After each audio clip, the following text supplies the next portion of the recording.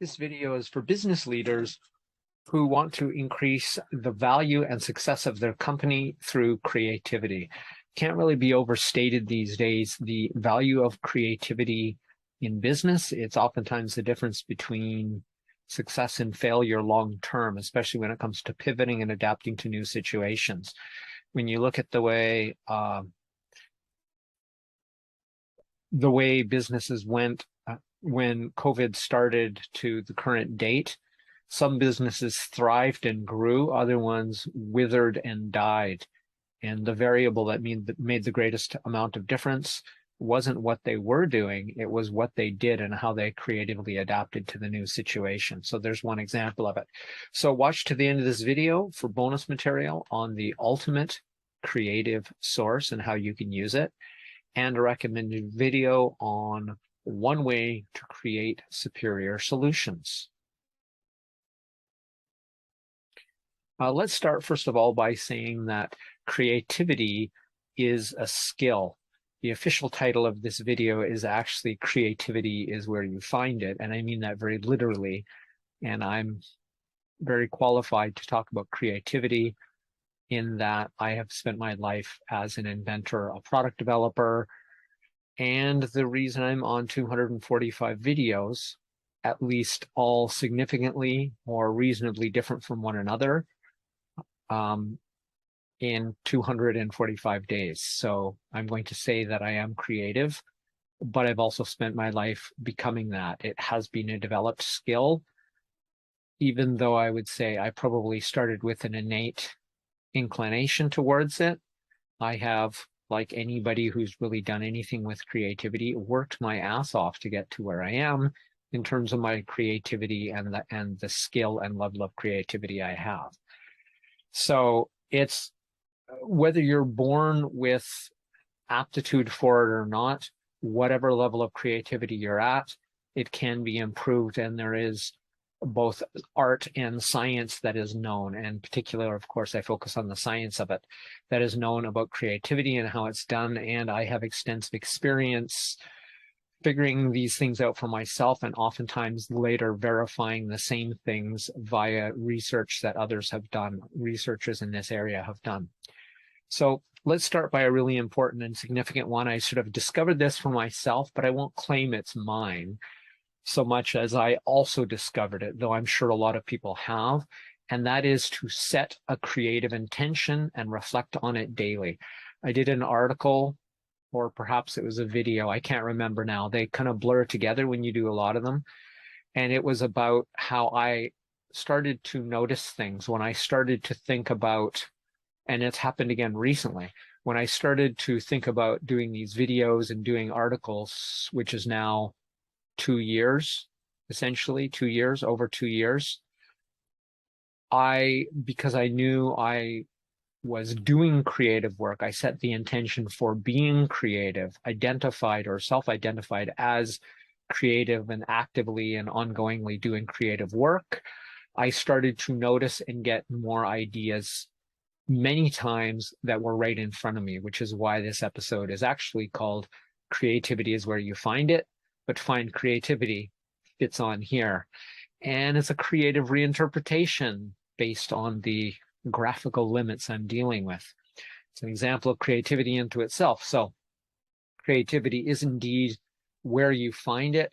And if you set an intent, that is, I am creative, I am looking to be creative, I am doing creative work often, setting that in your head and then reflecting on it, excuse me, will be a significant contributor to activating a part of your brain known as the reticular activating system, which is normally tasked with helping you ignore all the things that are irrelevant to your survival or what you're paying attention to. And by setting the intention and reflecting on it, you are now paying attention and more or less sending a message, a memo to your reticular activating system that all those things that are in your environment, which it has been saying, ignore this because it's not important to you, are now coming into your conscious awareness. It was always there, but by setting that intention, it significantly, especially if you do it consistently, will increase your noticing of things that you hadn't noticed before. This is happening again with me now that I currently have two children's classes, and we're talking 2 to 5 year olds. The number one thing I'm doing to keep these kids engaged, and other than the 2 year olds, which are by far the most challenging, the 3 to 5 year olds love me. I'm a celebrity teacher, not because I do anything special, but because I usually bring one new and novel activity or interpretation or gadget or something to involve in play and playful learning every single time. So every time they see me, they associate me with a couple of things. One is fun, two is activity, three is novelty. And that is fundamental drive for humans of all ages, but in particular young learners. So as I've done that, simply setting the intention or saying each week and now twice a week, I have to have something new to present to a very challenging crowd, then I have been successful every week to come up with something new. And eventually, if I hit a wall, that's cool, because after 4 or 6 or 8 or 10 weeks of doing new things daily, I can recycle back to the first one, which they have now, especially as young learners, as young kids, long forgotten, and they will be new to them again. So there's an example. So 3 places where you can start looking for creativity is, first of all, history. So what I mean by this could be recent history, but this could also be ancient history. You might recognize this. This is one of Leonardo da Vinci's designs made into physical reproduction. I'm not sure what this is. It's probably the Guggenheim or something like that, but one of his flying machines, which is why it's the background. He's one of the historical masters of creativity. And if you study him, you can learn a lot about creativity simply by studying what he did and how he did it. For example, he carried a notebook everywhere. There's something that you could do, or I've modernized. I carried a notebook physically on a strap, like a purse or a carry bag, for years, until I went, oh, well, I can just use, now that phones are as high tech as they are, I simply, when I get an idea, I document it immediately in my phone to cloud, usually Google Docs or Google Sheets, depending on what the idea is related to. So here are 3 places. The 3 places being, number one, I've already said, is history. What you want to do is you want to study relevant, adjacent, and perhaps even seemingly irrelevant history to give you ideas about how things have been done. Maybe if you have a problem, you can look at history and see how similar things have been solved. But just generally having that point of reference of creativity, particularly in your field, or as I said, adjacent. And what is adjacent? I can't define that for you because I don't know your field, but anything where you can translate potentially solutions or creativity from one field over to another one. Look at Da Vinci. He did that constantly. Yes, he was artistically studying and drawing animals and that, but he was also emulating them scientifically with machines like this. Does this actually work? It might glide well. It wouldn't allow a person to fly, but it might glide well and stop them from dying. Next one is, one thing you should do, though, actually, before we move on, actually, is do the history, is on the history, reflect on some fundamental things within that history, within whatever you study. Now, this could be last year or last month, or several centuries back, or ancient history, if you can find it to be relevant to what you're doing and your creativity in a more general sense. Reflect on relationships. That is, relationships when you study different things in different parts of history, or different people working in history, or different historical events. Reflect on the relationships. And that is not precisely the same as similarities or differences, but that would include similarities or differences. And sort of the big one is themes, that is, common themes, especially across time, especially across industries, cultures, and that. When you go, how about that? Everybody on Earth, almost at exactly the same time, within a very short period of history, considering there was no internet, invented stirrups for saddles. And if you know about the history of warfare or the history of horsemanship, it redefined the capabilities because now people could fight on horseback. They could shoot bows on horseback. They didn't necessarily need to hold on to the reins and hold on to the horse itself in any way to do other things with their hands. So that was fundamental, and it happened almost all at once. It's like, how did that happen all at the same time? This actually happens consistently in history, even in modern day, where inventions are concurrently invented spontaneously and independently by different people. This is not any sort of psychic bullshit. It is absolutely more to do with the environment, which is sort of where we're going next. And that is the environment. Most things that exist today, most things that have been invented, if you look at prolific inventors, you will find, and again, Da Vinci is one of the best examples of this, that he looked to nature for much of his inspiration. But generally speaking, looking in your environment, you'll see things like, okay, what do I need to do next to amuse these kids? Oh, that's cool. Look at that. Slinky manipulation. The kids would love that. I have a specific constraint, which is I have to stay at a certain distance from them because COVID is still a thing at the time that I've recorded this. So most of my best activities from many years of teaching are prohibited because I can't play catch with them, because I can't do any kind of anything I touch, they cannot touch. I cannot high five them. So I've had to replace that with things like lasers.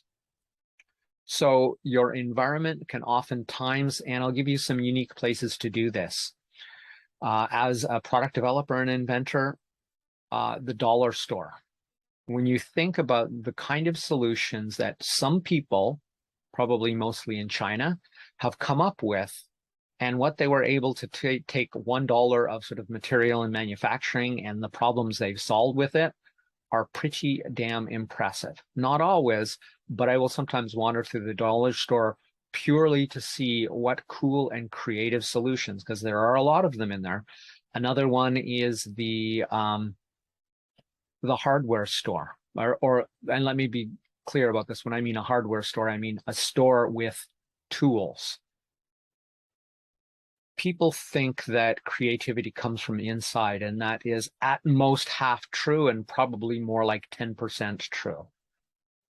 People usually get their creative ideas from connecting things that they've learned either directly from others or directly themselves, and then connecting them with something else. Not always, but that's a significant part of innovation throughout all of history. And of course, this is part of creativity. So look in especially unique environments. If they interest you, they're good candidates, even if they're irrelevant to your industry, but maybe even more so if they are highly relevant to your industry. So they may or may not seem creative on the surface. Like, well, I've been to a hardware store. Have you ever really looked at some of the tools? I live in Japan, so it's different. I see things that I wouldn't see in North America, but absolutely I look through, and I'm probably the #1 person to actually notice when some novel thing comes into a store, not because I do it too often, but because I am scanning and have the intention in my mind, show me something different. It's part of my own creativity intention. So my reticular activating system has a high-level message saying, okay, it's really important that you show Tim things he doesn't think he's seen before or hasn't experienced before. So that's a huge source of creativity. And the last one is, I already referenced to it, and I'm going to put this together, nature and evolution, because I don't think you can or should separate them. Everything in nature that exists today came from, and this is an important point that most people won't accept, many failures. In fact, you have to understand that evolution is mostly lots of experiments, most of them dying, because we're talking about natural systems, lots of experiments, and most of them dying, and the remaining ones being obviously adaptive by definition. So evolution isn't about changing and growing new parts. It's about the ones that didn't have the most adaptive parts or leg length or neck length or intelligence or behavior, that they actually died, and therefore the traits that we see as adaptation never got enhanced. And if they were enhanced, it's almost always because, or most likely because, they were adaptive and helped those with those traits or those behaviors reproduce and enhance. So it isn't like the environment changes and then the animal changes to meet the environment. It's like the environment changes and the ones that can't live in that environment die. And the ones who have slight variations live. And that's exactly what it is. So evolution is mostly about death and destruction, but it is a superb way to make really good creative solutions by trying pretty much everything and then seeing what works by empirically testing it in the real world. So you have to realize with those many, many failures, of course, came a few successes, us being one of them, that survived and then was refined over at least thousands of years. In fact, to the best that we know right now, scientifically speaking, it's taken 3,000 years for the fastest evolutionary adaptation that science has identified. And this is about the hemoglobin adaptations in people who live in near Mount Everest. And they figured it out. Geneticists and scientists figured out it took approximately 3,000 years for them to have significantly adapted hemoglobin concentrations or something like that, that allows them to breathe and perform at those high altitudes the way they do, the Sherpas and stuff. So that said, because it takes at least 3,000 years, it's a good bet it takes probably millennia, which is thousands of years at least, millions or even billions of years for many of the things you see in nature to get where they are today. If you look at a shark, you are looking at a living dinosaur. It is, I believe, hundreds of millions of years old, but at least tens of millions of years old in its design, and it works damn well. Nature is a great place to look for creativity. Thank you for watching this far. We've got to the bonus material, and the bonus material is the biggest lesson that comes from nature. While and we strive to prevent failures, they're inevitable and are the primary motivation or engine of creative solutions. That is, we have the wrong mindset about failure. Failure is inevitable. Of course, we want to come up with the best solution we possibly can with the information, knowledge, and skill we have. But failure is nothing but information, nothing but pointing out the things that need to be adapted, changed, or discarded to make a better creative solution, to make a better creative iteration of something. So when you fail, and you will, first of all, you have to understand what it is. It is a valuable feedback, not a personal criticism. That's exactly what nature has done. Nature doesn't take personally the fact that the Permian extinction, 90 or 95% of all species on Earth died because of a meteor. It just went, oh, okay, we'll keep going. And of course, nature isn't really personified, at least not scientifically speaking. It's just the idea that this kind of thing happens all the time. I hate to say it because I'm not really a big fan of Tony Robbins for a long time now, but he said this correctly. Failure is success's only launch pad. So that's a good way to think of it. Strive to not fail, but at the same time, accept, be happy and grateful for what it will teach you so that you can make better creative solutions going forward based on what you learned. And that's it for that. That's the bonus material. My recommended video for today is about asking better questions before leaping to solutions. I'll put the link there and in the description. If you enjoyed this video, please share the love by sharing this video. Thanks. This has been Crush It Club 245. Creativity is where you find it. My name is Tim B. Green. Bye for now.